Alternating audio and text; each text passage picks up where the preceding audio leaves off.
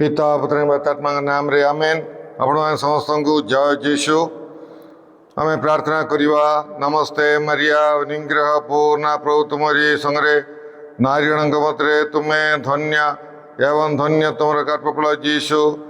ओई परमेश्वर माता अपनी मरिया आंबे माने पापी अम्बान निमंते वर्तमान अम्बान मरण समय नूतना कर कृष्णटारे मोर स्नेहर भाई भाई मैंने मुझे समस्त को आउ थे यही दैनिक आहार प्रोग्राम को मु स्वागत जनावि। आज हूँ एप्रिल मास 30 तारीख गुरुवार दिन। आज सुसमाचार जौहनलीर सुसमाचार 13 अध्याय 16 रु 20 पद पर्यंत आम ध्यान करवा।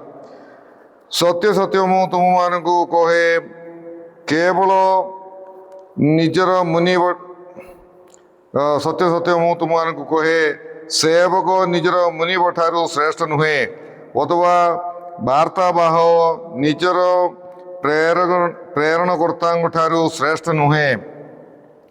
जदि तुम्हें माने जदि तुम्हें माने यही सब विषय बुझी यहाँ को कार्य परिणत कर तेबे तुम्हें माने धन्य।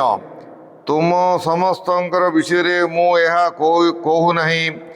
मु जाने मु केउ मानू मनोनीत करिअछि किंतु मु यह कहली जेपरि शास्त्र भोजन पूर्ण हुए जी मोर अन्न भोजन करिअछि से मो विरुद्ध रे गोइठी उठाइछि। यह घटिवा पूर्व मु वर्तमान ये विषय तुम मानू जनाऊँगी जेपरि जतबेले ताहा घटिबो तुम्हें माने विश्वास करिबो जे मु ही सही। सत्य सत्य मु तुम मान को कहे जे कही मु प्रेरण करथिवा व्यक्ति मान को ग्रहण करे से मते ग्रहण करे एवं जे मते ग्रहण करे से मोर प्रेरणकर्ता को ग्रहण करे। प्रभुंकर सुसमाचार। हे प्रभु जीशु ख्रीष्ट तुमर प्रशंसा हेउ।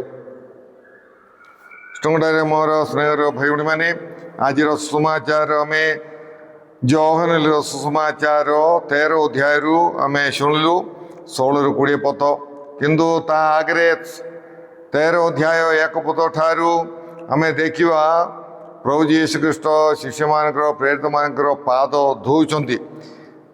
जीशु शिष्य मान पाद धोइला परे जो शिक्षा गुड़िक शिष्य मान प्रेरित मान को दौरान से विषय आज से तार केते भाग आज सुसमाचार रे आंबे माने शुणिलु।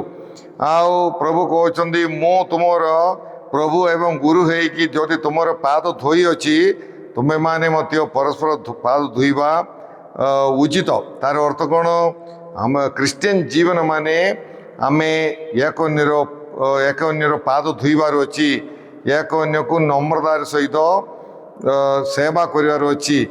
जे एक अन्य को नम्र सेवा करती से ही प्रकृत में जीशुंकर शिष्य से ही प्रकृत में क्रिश्चियन बोलिकी प्रभु जीशु ख्रीष्ट शिष्य मान को कहले।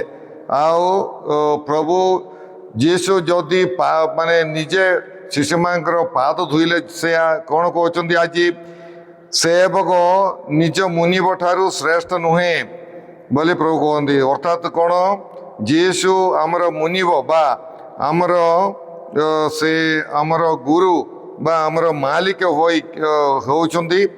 आओ जो से जदि आमर मालिक होइकी आमर मुनिब होइकी आमर पाद जदि धोइले शिष्य मान पाद जदि धोचंती ताले आंबे माने मतियो एक अन्यर पाद धोइबा उचित। आंबे माने जीशु ठारू बड़ नुहे बोलिकी प्रभु जीशु ख्रीष्ट कहउछन। तेणु जीशु मालिक होई आमर पाद जदि धोचंदी आमे मत एक अन्यर पाद धोइबा उचित। माने समस्त को नम्रतार सहित सेवा करवा उचित। माने जीशु आमर मालिक आमे समस्ते तांकर सेवक। तेणुक सेवक मालिक बड़ नुहे यही विषय आम मन रखार अच्छी।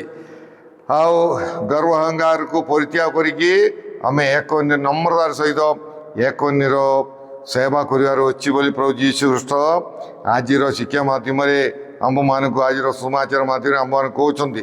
यीशु कहते जे आमे जदि यीशुंकर मनोभाव जानी नम्र सेवा कले आमे धन्य हो पारिबा।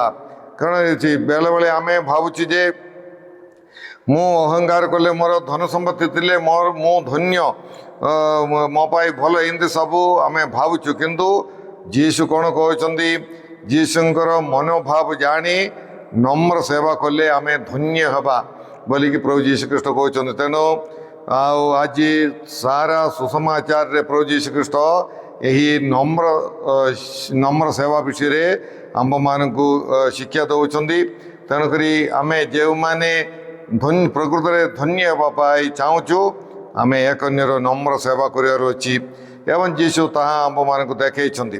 यीशु आज समाचार रे साम संगीत 41:9 से उद्धार करिकी से कहते जी मोर अन्न भोजन करी से मोर विरुद्ध रे गोईठी उठाई। अर्थ कौन मोर भात खाई मत लात मारला नले मो ठारू उपकार पाइला परे मते ठोकीदेला। ए प्रकार से साम संगीतर अर्थ ता माने कौन आमे क्रिश्चियन होई यीशुंकर शिक्षार जबे विरुद्धाचरण करुचु आमे यीशु ख्रीष्ट को आमे क्रिश्चियन धर्मर बदनाम करुचु। तेणुक आमे क्रिश्चियन होचु नाम रे क्रिश्चियन, किंतु आमे यीशुंकर शिक्षार विरुद्ध रे आमे व्यवहार कले आमे ख्रीष्ट धर्मर बदनाम करुचु। या यीशु कहते मोर पक्षवादी बोलिकी जड़े जड़े से अधिकार करुच्ची मो जड़े क्रिश्चियन बोलिकी से घोषणा करी कहूँ, किंतु तांकर व्यवहार आचार व्यवहार ठीक नहीं। आउ यही प्रकार जड़े मंद व्यवहार करी ख्रीष्ट धर्मर बदनाम करुचंदी सेपरी यीशु ख्रीष्टंकर मध्य से बदनाम करुच्ची। या होची मोर भात खाई मत गोईठा मारिवा गोईठा मारिवार अर्थ। तेणुक प्रिय भाई भणी माने आमे यीशुंकर शिष्य अनुसार यीशुंकर शिक्षा अनुसार यीशुंकर नमूना अनुसार पाद धोइबा यीशु नमूना अनुसार आमे जीवन यापन करुच्ची कि यह आमे निज निज को परीक्षा कर देखा एवं परस्पर पाद धोइबा यही यीशुंकर नमूना। यीशु स्पष्ट भाव कहते तुम पाए गोटे नमूना मुझे शिक्षा देती आउ तुम मैंने मत एक अन्यर पाद धोइब नम्रतार सह परस्पर सेवा करी यीशुंकर उत्तम शिष्य होगापाई आम चेष्टा करें। यीशुंकर बदनाम करवा नहीं, यीशु को धराई देवा नहीं, यीशु को विश्वासघातकता करवा नहीं, बरम यीशुंकर सुनाम आम यीशुंकर गौरव पाए यीशुंकर सुनाम यही पृथ्वी रे चारिआडे विस्तार करने आमर कथबार्ता व्यवहार द्वारा आम विस्तार करने आम चेष्टा करवा। प्रार्थना करवा। हे प्रभु परमेश्वर आज सुंदर वचन पाई आम तुमको धन्यवाद देवचु। हे प्रभु तुम्हें कहीच मुझे तुम मान नम्र सेवा कली तुम मान पाद धोईकी तुम मान गोटे उत्तम शिक्षा देली सेहीपरि तुम्हें एक अन्यर पाद धुओ एक अन्य को तुम्हें नम्र सेवा कर बोली यीशु आम मान तुम्हें कहीच। हे प्रभु नम्रतार सहित एक अन्यर पाद धोइबार मनोभाव आम मान प्रदान कर। साधु पाउल कहला परी फिलिपियो 2 अध्याय रे तुम मान मनोभाव यीशुंकर मनोभाव हो प्रभु सदा बेले आमर जीवन रे आमर व्यवहार रे आमर संपर्क रे सबु बेले आमे प्रभु तुमर से नम्र मनोभाव आमर जीवन रे आनिबा पाई आम मान को तुम्हें साहाय्य कर। हे प्रभु नम्रतार सह परस्पर सेवा करी तुमर उत्तम शिष्य होगापाई आम मान को साहाय्य कर। ये सब प्रार्थना आम करुचु तुम यीशु ख्रीष्ट मध्यस्थारे आमेन। सर्वशक्तिमान परमेश्वर पिता और पुत्र एवं पवित्रात्मा आपण समस्त आशीर्वाद प्रदान करंतु आमेन। आपण समस्त जय यीशु।